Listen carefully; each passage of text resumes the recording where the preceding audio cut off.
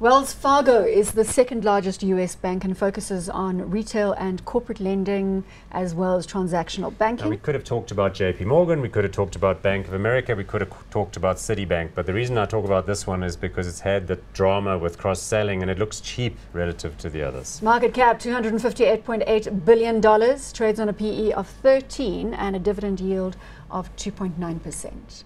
Wells Fargo, Wayne? Look, they have their fair share of regulatory and cross-selling, and they've paid fines. And I mean, a lot of their staff just created 2 million accounts, fictitious accounts, that the people didn't know they had this account to get some sort of sales incentive, trip to Hawaii or whatever, and they had to fire 2,500 people who created these accounts. Now, I mean, that's scandalous, but quite frankly, it's relatively small to other banking scandals that we've seen. The PE is relatively high considering the environment. Look, this is a company that is obviously a household name in the US, and the majority of its business is transactional banking services to individuals and loans and mortgage bonds. So it's highly tied to, the US health consumer, of the consumer. and the US consumer is doing relatively well.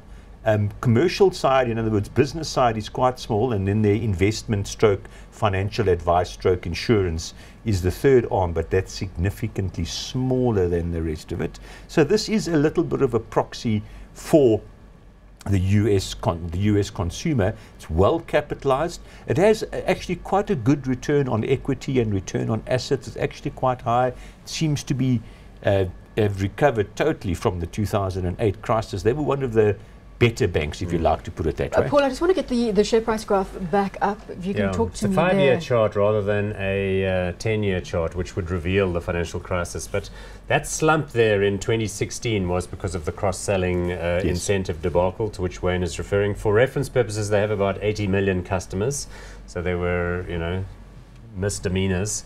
But they didn't affect anybody really. It was like if you held an account with them, some sales guy would open another account, like a credit card account for you, and then shut it down 6 weeks later in order to get the incentive.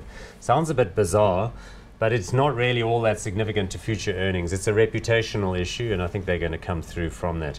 They don't have to do anything. They're not like Goldman Sachs, which does extensive share dealing and proprietary trading. No, they're transactional. They are, the consumer is basically going to transact. And there's also, in my opinion, a lot of scope for reduction of costs as a result of introduction of technology. I mean, I'm a Wells Fargo customer.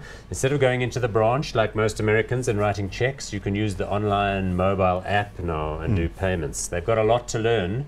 They could be a lot better. They could learn a lot from Capitec. Exactly. Yeah. I mean, these big banks are not particularly efficient internally at all. Can we call it hot or not? I'll go not hot, yeah. That PE looks a bit high to me. Or? I think they're hot now because it's going to be one of those that can just make steady progress from here. So they make about $4 a share in earnings, and I suspect that's going to go to $5. Do you enjoy your experience being a customer of Wells Fargo? Works well. It seems fine. I mean, the online and the app type of experience, and I'm a global foreign customer, so they don't need to service me, but there's a lot of scope for them to do exactly that locally, internally.